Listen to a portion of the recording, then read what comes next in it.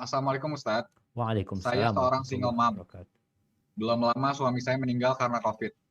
Yang jadi pertanyaan, yang pertama Ustadz, suami saya meninggal mati syahid. eh, Mati syahid. Apakah suami saya tanpa hisap, sedangkan suami saya 6 tahun tidak menafkahi saya? Tapi saya ikhlas ridho lillahi ta'ala bekerja untuk suami dan mencintai anak untuk suami saya.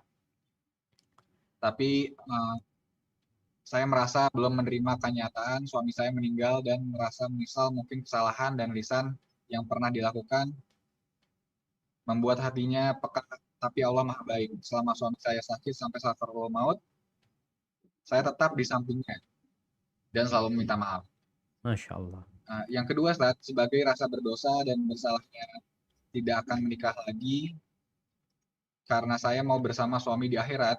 Apakah saya bisa bertemu suami di alam barzah, Ustaz? Dan di akhirat, sebelum suami saya meninggal, kadang saya lalai dan berbuat banyak dosa. Apa saja yang tapi sekarang benar-benar bertaubat seperti yang Allah berikan petunjuk kepada akhwat ini, Ustaz. Masya Allah. Lalu ini juga akhwat ini fokus untuk meniatkan hatam beberapa ayat Al-Quran dan lagi on the way ke arah taubat nasuha, Ustaz. Semoga amal ibadahnya banyak dilipat gandakan, diterima Allah. Mungkin itu aja Ustaz rangkumannya. Soal cukup panjang Ustaz. Masya Terima Allah. kasih. Barakallahu Barakallahu fiik. fikum. Jazakallah khair. Wafiq wa barak. Nah, jamaah. Yang pertama berkaitan dengan ada orang mati syahid di medan perang. Ada orang yang dihukumi seperti hukum syahid. Seperti orang yang mati sakit perut, ya. Orang yang terkena wabah. Orang yang mati tenggelam, ya.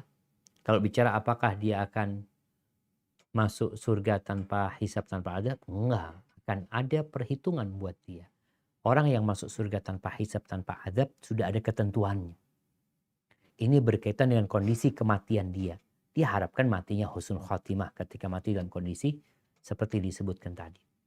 Kalau dikatakan suami tadi tidak memberikan nafkah selama 6 tahun.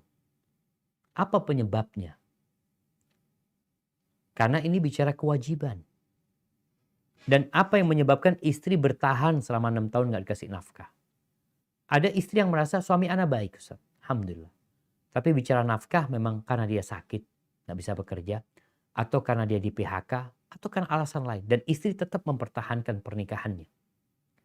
Maka ketika istri ridha tidak menuntut haknya, suami nggak dosa.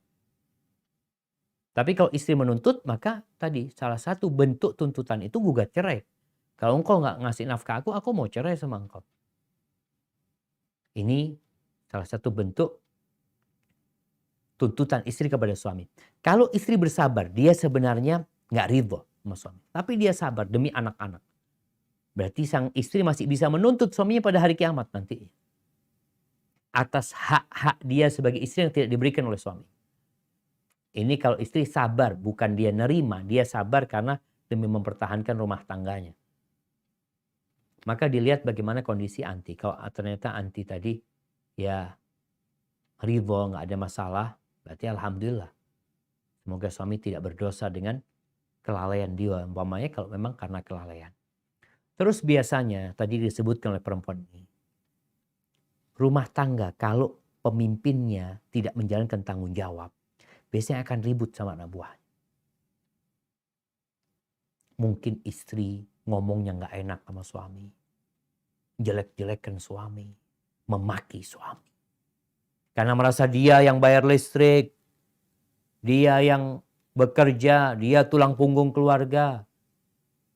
Maka ini menyebabkan istri punya dosa sama suami karena menzalimin suaminya. Dengan ucapan, dengan kata-kata. Wah, kita tahu pada hari kiamat akan ditegakkan keadilan. Kita yang menzalimin orang lain di kehormatannya, baik itu dengan lisan atau dengan tangan kita, maka sebelum mati kita minta maaf sama dia. Karena nanti pada hari kiamat nggak ada lagi emas dan perak, yang ada kebaikan. Kalau istri mengatakan, anak sudah minta maaf Ustaz, semoga suami memaafkan, ya alhamdulillah. Kalau dikatakan suami sudah memaafkan, semoga dosa-dosa anti diampuni sama Allah Subhanahu wa taala. Karena terus terang jamaah, kalau suami tidak memberikan nafkah, biasanya ada ketimpangan kepemimpinan di dalam rumah. Kalau istrinya soleha, aman. Kalau istrinya nggak soleha, akan sering terjadi keributan. Tapi kalau pertanyaan selanjutnya tadi, apakah mungkin dia bergabung sama suaminya? Bisa jadi.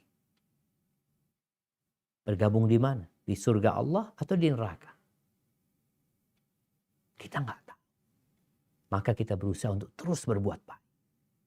Suaminya didoakan agar diampuni dosa-dosanya, diangkat derajatnya sehingga nanti bisa berjumpa dengan suami. Di alam barzakh terjadi ziarah antara mereka dan semoga nanti pada hari kiamat dikumpulkan bersama suami dengan catatan taubat dengan taubatan nasuha, dan kalau ya syaratnya tadi tidak menikah lagi. Dan kayaknya si akhwat ini siap untuk tidak menikah lagi dan dia ingin bersama suaminya. Hada wallahu a'lam bissawab.